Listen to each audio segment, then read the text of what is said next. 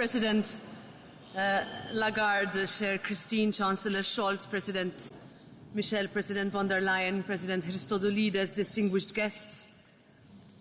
The ECB is no stranger to change and to getting us out of the toughest spots. Its roots can be traced back to the largest monetary changeover in history. As we saw in 1998, it was set up as an EU institution at the core of our euro system. That was an act of political courage and of foresight. The responsibility it holds has always been enormous. And yet even the most Europeans of Europeans could not have predicted just how central a role it would play in its first 25 years. A role central to our banking system, to our economic stability, to our outlook, to our sustainable growth, and central to Europeans being able to achieve their aims. I will continue from where Chancellor Scholz left off, when 11 years ago Mario Draghi's whatever it takes moment marked the turnaround of Europe's sovereign debt crisis. It is what turned a banking institution into, perhaps one would say, an unlikely superhero. It gave confidence to investors, to banks, to markets, to citizens. It gave us the way forward we needed so badly. And that is what the ECB has meant for our way of life. And those three words became the mantra not just for the European Central Bank, but for the European Union as a whole.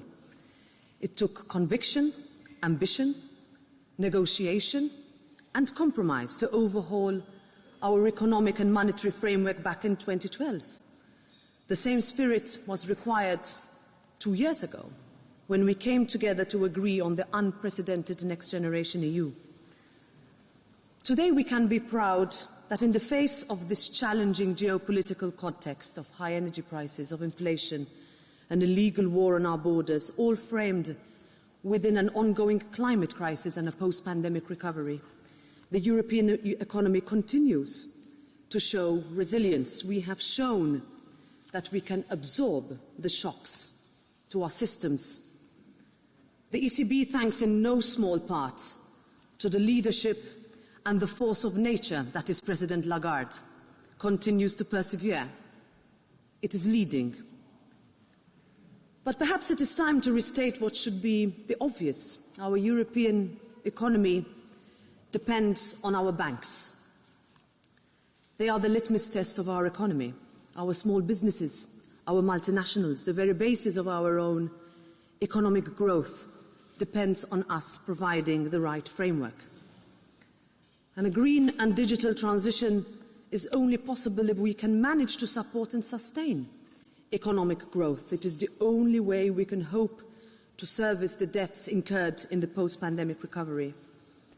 Yes, growth must be based on new models, on sustainable footings, on new ways, but that is the only way forward. It is how we address the real issues and cushion the challenges facing businesses and families across Europe who are feeling the pinch, who face higher bills, uncertain housing markets, and who struggle to make it to the end of the month.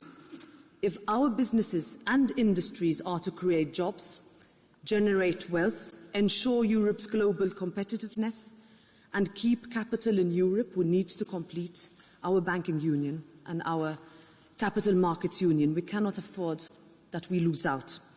Largely thanks to the ECB leadership and the courageous way that we have tackled inflation, we have restored confidence in our systems.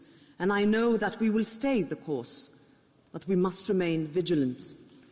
So on today's special occasion, I would like to join in applauding the work of the ECB and its 4 successive presidents over the past 25 years, President Lagarde, President Draghi, President Trichet, and the late President Duisenberg, who have steered this institution from strength to strength and not only safeguarded, but reinforced our common currency, who faced those who bet against us and answered scepticism with stability.